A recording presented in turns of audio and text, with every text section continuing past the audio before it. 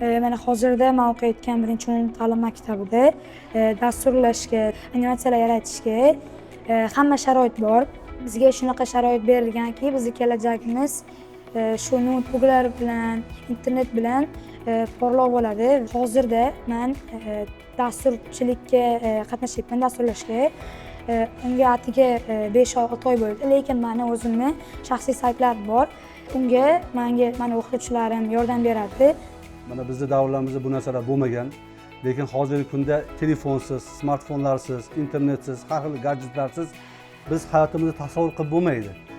Lekin men farzandlarimizni, mana shu yosh o'sib kelayotgan yosh avlodni, farzandlarimizni mana shu o'yinlardan, har xil o'qishdan chalg'itadigan o'yinlardan uzoq bo'lishini men tarafdoriman. Lekin shunday bo'lsa ham farzandim ITga, internetga qiziqqanligi sababli qo'llab-quvvatlab o'g'limni mana shu IT sohasiga berganman.